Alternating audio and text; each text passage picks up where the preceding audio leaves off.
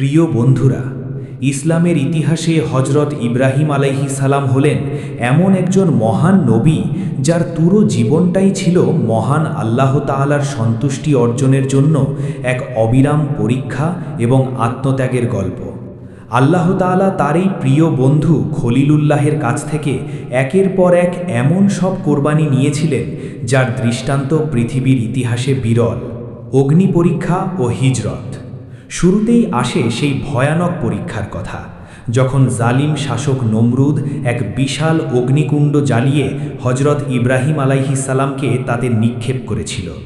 কিন্তু যার অন্তরে আল্লাহর ভয় ও ভালোবাসা ছাড়া আর কিছুই নেই, তাকে দুনিয়ার আগুন কিভাবে পোড়াবে? আল্লাহর নির্দেশে সেই জ্বলন্ত আগুন ইব্রাহিম আলাইহিস সালামের জন্য শান্তিদায়ক ও নিরাপদ হয়ে গেল। এই অলৌকিক ঘটনার পর তিনি যখন নিজের ঘরে ফিরে এলেন, তখন তার নিজের পিতা তাকে প্রত্যাখ্যান করে বসল। পিতা তাকে কঠোর ভাষায় বলল, হে ইব্রাহিম, যদি তুমি তোমার এই আল্লাহকে না ছাড়ো তবে চিরতরে আমার ঘর থেকে বেরিয়ে যাও। বিন্দুমাত্র অভিযোগ না করে কেবল আল্লাহর সন্তুষ্টির আশায় হজরত ইব্রাহিম আলাইহিস সালাম নিজের জন্মভূমি ও পিতৃগৃহ ছেড়ে দিলেন। তিনি মিশরের দিকে হিজরত করলেন। মিশরের বাদশাহ যখন নিজের চোখে ইব্রাহিম আলাইহিস সালামের সততা ও নবুয়তের প্রমাণ পেলেন, তখন তিনি অত্যন্ত সম্মান করে তার নিজ কন্যা হজরত হাজেরা আলাইহিস সালামকে হজরত ইব্রাহিম আলাইহিস সালামের সাথে বিবাহ দিলেন। এরপর ইব্রাহিম আলাইহিস সালাম তার নববিবাহিতা স্ত্রী হাজেরাকে নিয়ে ফিলিস্তিনে চলে গেলেন এবং সেখানেই বসবাস শুরু করলেন। দীর্ঘ প্রতীক্ষা ও ইসমাইল আলাইহিস সালামের জন্ম। ফিলিস্তিনে বছরের পর বছর কেটে যাচ্ছিল, কিন্তু হজরত ইব্রাহিম আলাইহিস সালামের কোনো সন্তান হচ্ছিল না। বয়সের ভারে তিনি নুয়ে পড়েছিলেন, যৌবন পেরিয়ে বার্ধক্যে পা রেখেছিলেন। তবুও তিনি আল্লাহর রহমত থেকে এক মুহূর্তের জন্যেও নিরাশ হননি। তিনি দিন রাত চোখের পানি ফেলে আল্লাহর দরবারে দোয়া করতেন, হে আমার রব, আমাকে এক নেক এবং আজ্ঞাবহ সন্তান দান করো। এভাবেই কেটে গেল দীর্ঘ ৮৪টি বছর। ৮৪ বছর বয়সেও তিনি বুক ভরা আশা নিয়ে আল্লাহর কাছে প্রার্থনা করতেন, হে আল্লাহ, আমি তোমার রহমত থেকে নিরাশ নই। আমাকে এমন একটি ছেলে দান করো যে এই বৃদ্ধ বয়সে আমার সহায় হবে। অবশেষে আল্লাহ তার এই দীর্ঘ প্রতীক্ষার অবসান ঘটালেন এবং তার দোয়া কবুল করে নিলেন। ৮৪ বছর বয়সে হজরত ইব্রাহিমের ঘর আলো করে জন্ম নিল এক ফুটফুটে পুত্র সন্তান। তিনি পরম আদরে তার নাম রাখলেন ইসমাইল। আপনারা একবার কল্পনা করুন, যে বাবা ৮৪ বছর ধরে একটি সন্তানের জন্য কেঁদেছেন, সেই সন্তান পাওয়ার পর তার খুশি কতটা বাঁধভাঙা হতে পারে। তিনি ছোট্ট ইসমাইলকে সারাক্ষণ বুকে জড়িয়ে রাখতেন, তাকে চুমু খেতেন, নিজের কাঁধে বসিয়ে বাজারে ঘোরাতেন এবং তার সাথে খেলতেন ও হাসি খুশি সময় কাটাতেন। কঠিনতম আদেশের আগমন। ছেলের জন্মের আনন্দ এখনও ১ সপ্তাহও পার হয়নি। এর মাঝেই হজরত জিব্রাইল আলাইহিস সালাম হজরত ইব্রাহিম আলাইহিস সালামের কাছে এক নতুন ও অকল্পনীয় ঐশী নির্দেশ নিয়ে এলেন। তিনি বললেন, হে আল্লাহর নবী, আল্লাহর তরফ থেকে আপনার প্রতি হুকুম হলো, আপনি আপনার স্ত্রী এবং নবজাতক সন্তানকে নিজের থেকে আলাদা করে দিন।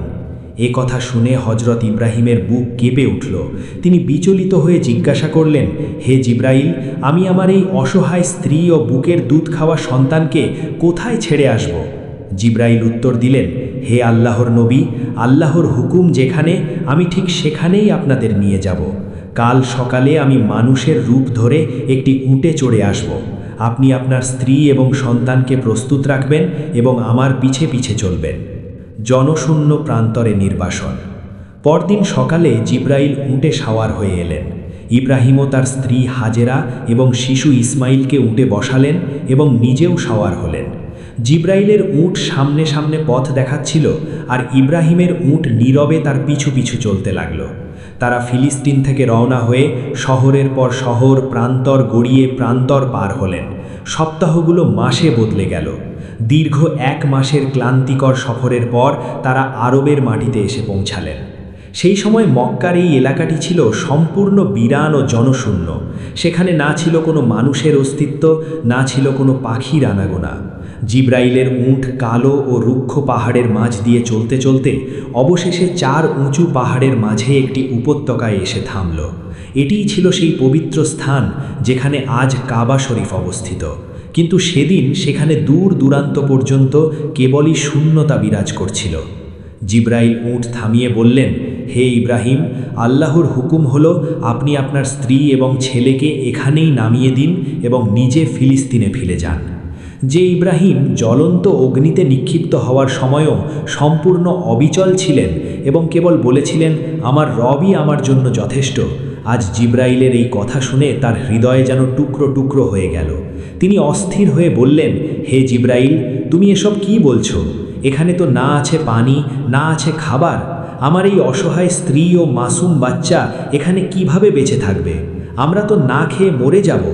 জিব্রাইল কেবল উত্তর দিলেন, হে আল্লাহর নবী, এটাই আল্লাহর নির্দেশ, আপনি এদের এখানেই ছেড়ে দিন এবং ফিরে যান।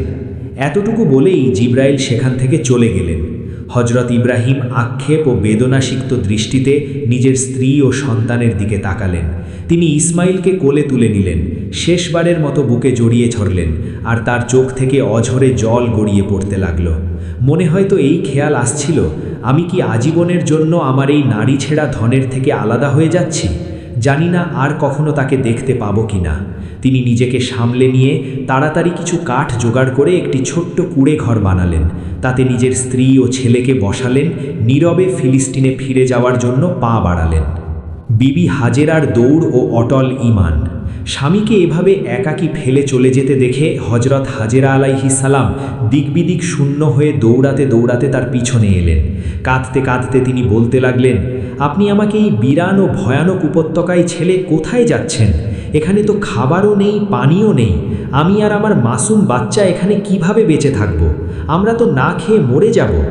ইব্রাহিম ঘুরে দাঁড়িয়ে কিছু উত্তর দিতেই যাচ্ছিলেন, এমন সময় জিব্রাইল আবার এলেন এবং বললেন, হে আল্লাহর নবী, আপনার প্রতি হুকুম হলো আপনি স্ত্রীকে কোনো উত্তর দেবেন না, শুধু নীরবে ফিলিস্তিনে ফিরে যান। বন্ধুরা, একবার ভাবুন সেই বৃদ্ধ বাবার অসহায়ত্বের কথা। ৮৪ বছরের দোয়ার পর পাওয়া চোখের শীতলতা, মনের শান্তিকে আজ তিনি এক বিরান ভূমিতে মৃত্যুর মুখে ছেড়ে চলে যাচ্ছেন।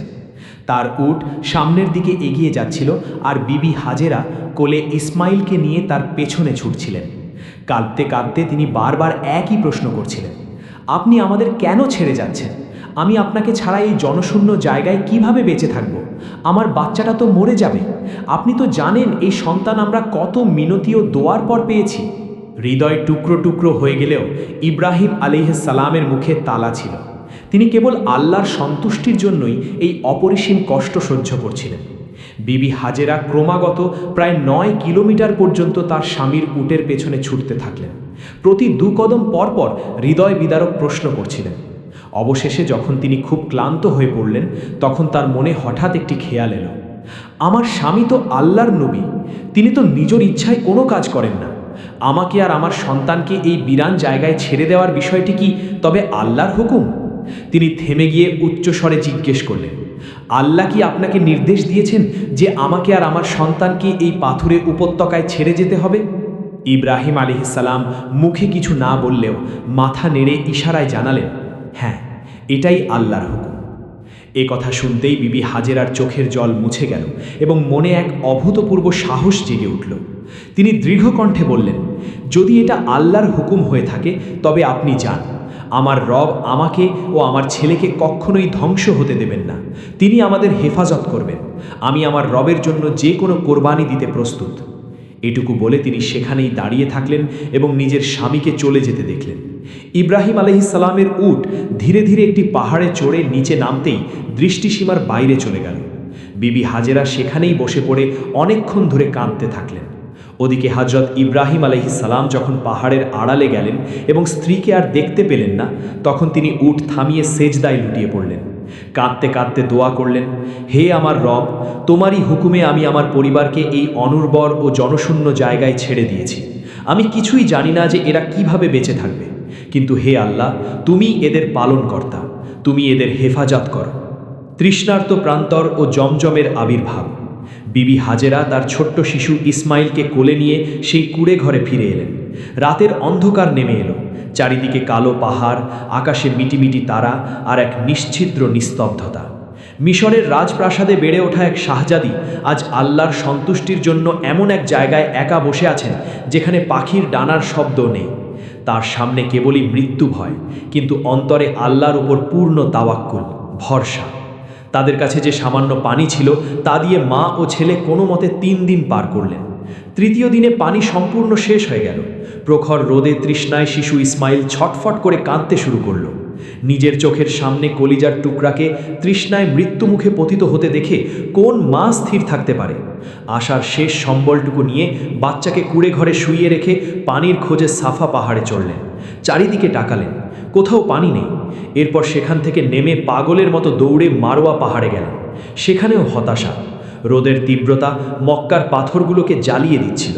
তিনি বারবার সাফা থেকে মারোয়ায় এবং মারোয়া থেকে সাফায় ছুটতে লাগলেন। মাঝে মাঝে দৌড়ে কুড়ে ঘরের দিকে যেতেন, এটা দেখার জন্য যে তার বাচ্চাটা এখনও বেঁচে আছে কিনা। এভাবে সকাল থেকে দুপুর গড়িয়ে গেল।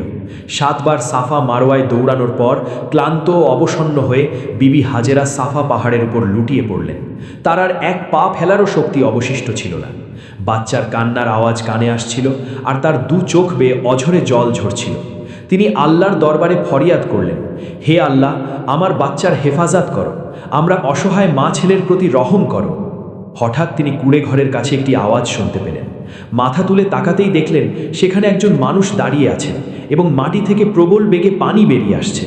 তিনি অবাক হয়ে সেখানে ছুটে গেলেন। ততক্ষণে জিব্রাইল আলাইহিসসালাম অদৃশ্য হয়ে গেছেন। তিনি দেখলেন শিশু ইসমাইলের পায়ের গোড়ালির কাছ থেকে জিব্রাইল আলাইহিসসালামের আঘাতে এক সুপেয় ঝর্ণা ফুটে বের হচ্ছে। এটিই সেই পবিত্র জমজম কূপ। খুশিতে সেজদায় লুকিয়ে পড়ে বিবি হাজেরা আল্লাহর শুকরিয়া আদায় করলেন। তিনি তৃষ্ণার্ত শিশুকে পানি পান করালেন। পানি এত বেগে বের হচ্ছিল যে তা যেন ছড়িয়ে না পড়ে, তাই তিনি মাটি ও পাথর দিয়ে তার চারদিকে একটি আল বা বাঁধ বানিয়ে দিলেন। এই জমজমের পানি পান করে এবং আশেপাশে গজিয়ে ওঠা কিছু খেজুর খেয়ে মা ছেলে বেঁচে রইল। জুরহুম গোত্রের আগমন।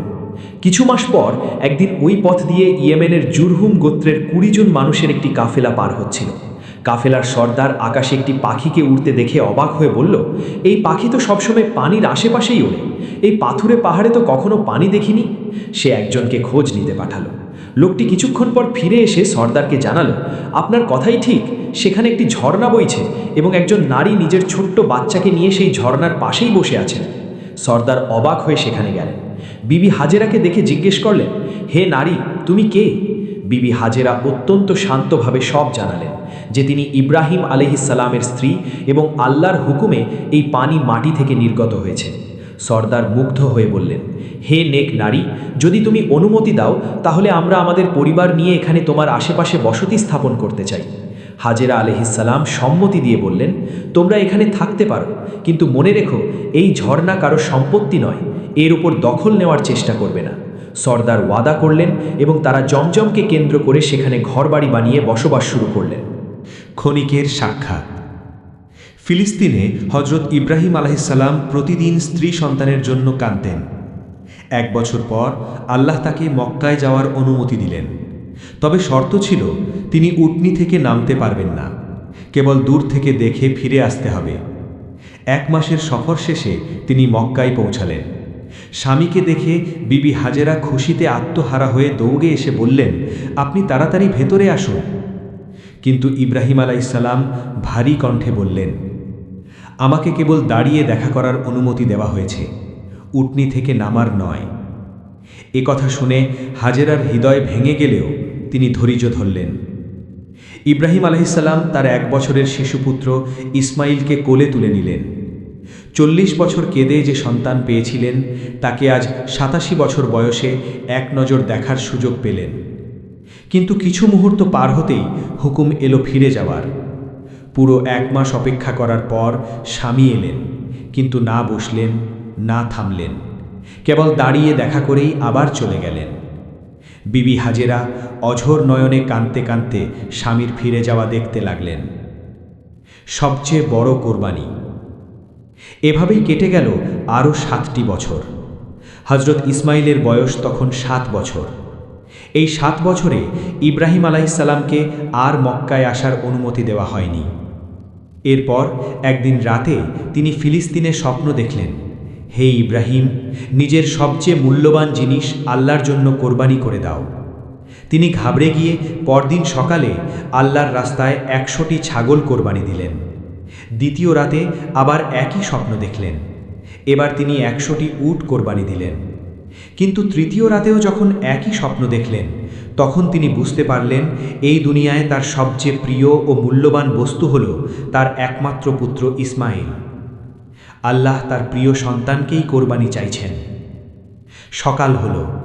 92 বছর বয়সী বৃদ্ধ পিতা একটি ধারালো ছুরি সাথে নিয়ে উটনীতে সাওয়ার হয়ে মক্কার দিকে রওনা হলেন। 1 মাসের সফর শেষে তিনি যখন পৌঁছালেন, স্ত্রী ও সন্তান তাকে দেখে আনন্দে আত্মহারা হলেন। ইসমাইল দৌড়ে গিয়ে বাবাকে জড়িয়ে ধরলেন। ইব্রাহিম আলাইহিসসালাম স্ত্রীকে বললেন, আমার ছেলেকে তৈরি করে দাও, আমি আজ তাকে বাইরে ঘোরাতে নিয়ে যেতে চাই। বিবি হাজেরা খুব খুশি মনে ছেলেকে সাজিয়ে দিলেন। তিনি ঘুণাক্ষরেও জানতেন না যে আজ তার কলিজার টুকরাকে কোরবানি হতে হবে। পিতা ও পুত্র মিনার উপত্যকার দিকে হাঁটতে লাগলেন। রাস্তায় শয়তান মানুষের রূপ ধরে তাদের বিভ্রান্ত করতে এলো। সে প্রথমে ইব্রাহিম আলাইহিসসালামকে বলল, তুমি কি নিজের ছেলেকে জবেহ করতে যাচ্ছ? ইব্রাহিম আলাইহিসসালাম জবাব দিলেন, যদি এটা আমার রবের হুকুম হয় তবে আমি অবশ্যই তা পালন করব। এরপর শয়তান বিবি হাজেরার কাছে গিয়ে একই কথা বলল। ঈমানের দীপ্তিতে বিবি বলে উঠলেন, যদি আল্লাহ এই হুকুম দিয়ে থাকেন তবে তিনি আল্লাহর আজ্ঞা পালন করে খুবই ভালো কাজ করছেন। এরপর শয়তান ছোট্ট ইসমাইলের কাছে গিয়ে তাকেও ভয় দেখানোর চেষ্টা করল। আজ্ঞাবহ পুত্র জবাব দিল, যদি আমার আব্বাজান আল্লাহর হুকুমে আমাকে জবেহ করেন তবে তিনি খুবই ভালো কাজ করছেন। শয়তান বারবার বিভ্রান্ত করার চেষ্টা করলে জিব্রাইল আলাইহিসসালামের নির্দেশক্রমে ইব্রাহিম আলাইহিসসালাম 3টি ভিন্ন স্থানে বা জামারায় শয়তানকে 7টি করে কাকর বা পাথর নিক্ষেপ করলেন। আজও হজে হাজিরা সেই 3 জায়গায় পাথর নিক্ষেপ করে এই সুন্নাত আদায় করেন। ফিদিয়া বা উইশি মুক্তিপণ। কোরবানির নির্দিষ্ট স্থানে পৌঁছে ইব্রাহিম আলাইহিসসালাম ছেলেকে তার স্বপ্নের কথা জানালেন। হে আমার ছেলে, আমি স্বপ্নে দেখেছি যে আমি তোমাকে জবেহ করছি, এ বিষয়ে তোমার মত কি? আজ্ঞাবহ ছেলে শান্তভাবে উত্তর দিলেন, হে আমার পিতা, আপনাকে যা হুকুম দেওয়া হয়েছে তাই করুন। খোদা চাইলে আপনি আমাকে ধৈর্যশীলদের মাঝেই পাবেন। ইসমাইল আলাইহিসসালাম আরও আর্য করলেন, আব্বাজান, আমাকে রশি দিয়ে শক্ত করে বেঁধে দিন, যাতে আমি নড়তে না পারি এবং আমার সওয়াবে যেন কমতি না হয়। আমার রক্তের ছিটে থেকে আপনার কাপড় বাঁচিয়ে রাখবেন, নয়তো আমার আম্মাজান কষ্ট পাবেন। ছুরিটিকে খুব ভালোভাবে ধার করে নিন। আর জবেহ করার সময় আমার মুখটি মাটির দিকে করে দিন, যাতে আমার চেহারার দিকে নজর পড়ে আপনার মনে মায়া না চলে আসে। আমার মাকে আমার সালাম জানাবেন এবং আমার জামাটি তাকে দিয়ে দেবেন, যাতে তিনি সান্ত্বনা পান। ছেলের এই কথা শুনে ইব্রাহিম আলাইহিসসালাম কেঁদে ফেললেন। ড্রামাটিক পরিস্থিতি তৈরি হলো। তিনি ছেলেকে শক্ত করে বাঁধলেন, মুখ উপর করে মাটিতে শোয়ালেন এবং নিজের দৃষ্টি সরিয়ে নিয়ে শক্ত হাতে ছেলের গলায় ছুরি চালালেন। কিন্তু আশ্চর্যের বিষয়, আল্লাহর হুকুমে সেই ধারালো ছুরি ইসমাইলের গলা কাটল না। তখন আকাশ থেকে ওহী নাজিল হল, হে ইব্রাহিম, নিঃসন্দেহে তুমি স্বপ্ন সত্যি করে দেখিয়েছ। নেককারদের জন্য এটি সত্যিই একটি স্পষ্ট পরীক্ষা ছিল। হঠাৎ ইব্রাহিম আলাইহিসসালাম শুনতে পেলেন হযরত জিবরাইল আলাইহিসসালাম জান্নাত থেকে একটি দুম্বা নিয়ে এসেছেন এবং উচ্চস্বরে তাকবীর পাঠ করছেন, আল্লাহু আকবার, আল্লাহু আকবার। ইব্রাহিম আলাইহিসসালাম বুঝতে পারলেন আল্লাহ তার পরীক্ষা কবুল করেছেন। তিনি খুশি হয়ে পাঠ করলেন, লা ইলাহা ইল্লাল্লাহু আল্লাহু আকবার। নিচে শোয়া অবস্থা থেকে ইসমাইল আলাইহিসসালাম পাঠ করলেন, আল্লাহু আকবার ওয়ালিল্লাহিল হামদ। উপসংহার: এই পবিত্র তাকবীর ও কোরবানির সুন্নাত আজও মুসলিম উম্মার মাঝে কায়েম আছে এবং কেয়ামত পর্যন্ত থাকবে। এই মহান আত্মত্যাগের স্মরণে বাংলাদেশ, ভারত, পাকিস্তান সহ সারা বিশ্বের মুসলমান জিলহাজ মাসে পশু কোরবানি করে থাকেন। কোরবানির পশুর গোশত 3টি ভাগে ভাগ করা হয়। প্রথম ভাগ গরিব ও অভাবীদের জন্য, দ্বিতীয় ভাগ আত্মীয় স্বজনের জন্য এবং তৃতীয় ভাগ নিজের পরিবারের জন্য। হজরত ইব্রাহিম আলাহিসাল্লাম, বিবি হাজেরা এবং হজরত ইসমাইল আলাহিসাল্লামের এই অভূতপূর্ব আত্মত্যাগ আমাদের শিক্ষা দেয় যে আল্লাহর আদেশের সামনে নিজের সর্বস্ব বিলিয়ে দিলে আল্লাহ কখনোই তার বান্দাকে খালি হাতে ফেরান না।